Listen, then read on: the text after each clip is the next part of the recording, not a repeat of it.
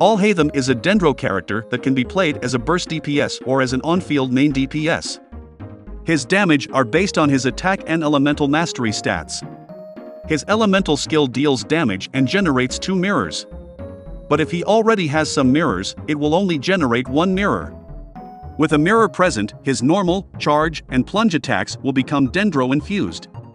These mirrors can also attack enemies that are hit with his Dendro-infused attacks at 1.6 seconds interval. These mirrors, however, will vanish one at a time every 4 seconds. His charge attack also generates 1 mirror, but only every 12 seconds. At its maximum, which are 3 mirrors, his elemental burst will deal 10 instances of AoE Dendro damage, but consumed all the mirrors in the process. Without any mirror present, his elemental burst only deals 4 instances of AoE Dendro damage, but it will give him 3 mirrors in return. This is why he can be played in at least 2 different roles. The first role is a quick burst DPS. As a quick burst DPS, he will cast his skill and do a charge attack to generate 3 mirrors, and then using those 3 mirrors, he will burst at its maximum power, and then swap back to the other characters. His on-field time will be around 4 seconds this way. Meaning, you will have around 14 seconds to do more damage using the other 3 characters in your team. The second role is the normal main DPS. As a normal main DPS, he will cast his skill, do some Dendro-infused normal and charge attack combos, and then burst. His burst will not be as powerful as before, because he used his mirrors for doing the normal attacks instead. His on-field time will be around 14 seconds this way, and you have 4 seconds to rotate through 3 other supports. Now let's take a look at his raw damage numbers and DPS using his signature weapon at refinement rank 1 for both roles.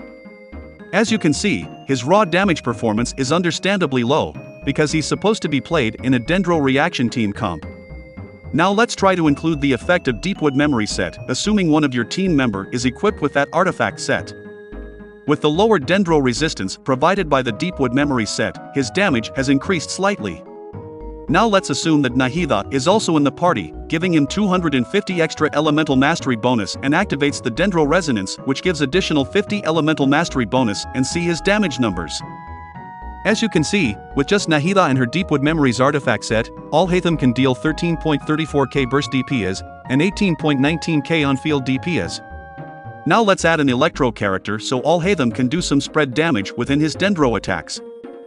With some attacks triggering spread reactions, his DPS has increased significantly. I'm amazed at how he's able to dish out 327k damage by just being on field for 4 seconds.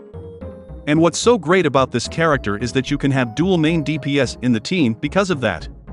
So with just 4 seconds, you deal 327k burst damage, and then swap to your second main DPS like Raiden Shogun, Keqing, or Sino for example, to deal more damage.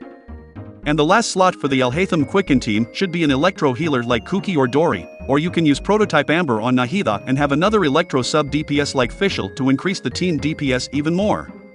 Now let's check out his artifact set comparison. As you can see here, no matter how you play al-haitham, he is best using the Gilded Dreams artifact set with an EM Sands, a Dendro Goblet, and a Crit Circlet. Now let's take a look at his complete weapon DPS comparison chart. As you can see, al-haitham can use the free-to-play Iron Sting that you can craft on the blacksmith there, with a decent 14.34k DPS for the burst DPS rotation, and 18k DPS for the on-field DPS rotation. This DPS is not counting the other 3 party members yet, so the full team DPS is expected to be much higher. Now let me show you his Constellation DPS comparison, using the free-to-play weapon Iron Sting at refinement rank 5. His Constellation doesn't look very good at the moment, but anything can change at any moment until his final release. I'll make sure to update you with a new video when he receives some changes in the future, so please subscribe if you don't want to miss that update. For now, I'm excited to make him a quick burst DPS, and I think I will pair him with Raiden and Nahida. So I think that's it for today's video guys, thank you for watching, and I'll see you soon on my next video.